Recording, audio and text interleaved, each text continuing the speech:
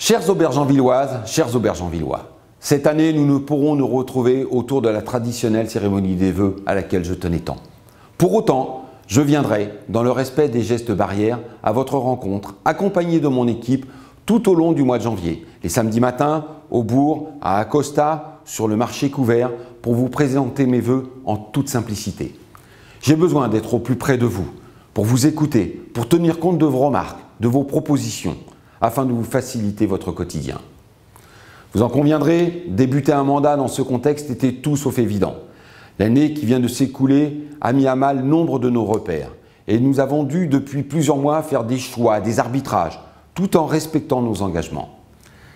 Les défis ont été nombreux, mais nous nous sommes adaptés. Nous avons appliqué scrupuleusement l'ensemble des protocoles sanitaires et nous avons porté une attention toute particulière à destination des plus fragilisés par cette crise sanitaire et sociale sans précédent. En cette période de vœux, vous vous doutez bien que ma priorité est de vous souhaiter à toutes et tous une excellente santé.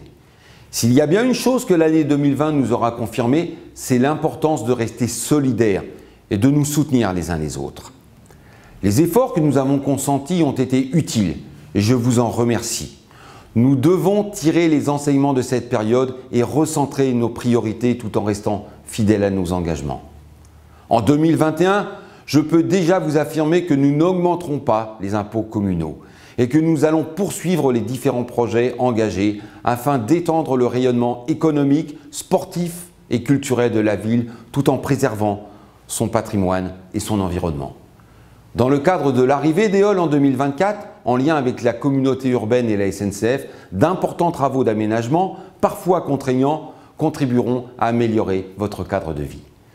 Parallèlement à ce projet, l'aménagement du nouveau quartier sur l'ancienne friche Landuit, proche de la gare, accueillera une résidence senior, des logements individuels et collectifs, ainsi que quelques commerces de proximité. Nous allons également travailler à la redynamisation du bourg et du centre commercial d'Acosta, propriété de Mille et Une Vies, pour accueillir de nouveaux commerçants et organiser des temps d'animation supplémentaires. Un nouvel espace dédié aux jeunes adultes de 18 à 25 ans verra aussi le jour afin de mieux les accompagner dans leur recherche de stage, de formation et tout simplement leur faire profiter d'un espace de convivialité. Pour les plus sportifs d'entre vous, de nouveaux vestiaires plus fonctionnels et éco-responsables verront le jour au complexe Alain Mimoun.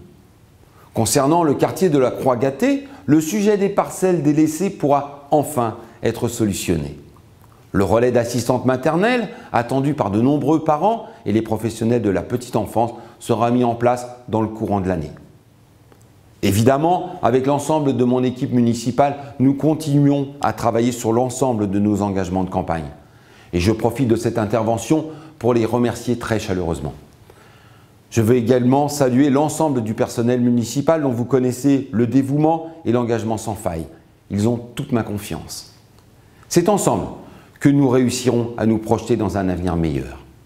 Il me reste à vous souhaiter, ainsi qu'à vos proches, une belle année 2021, une année heureuse, emplie de santé, d'espoir et de projets. Je vous dis à très bientôt.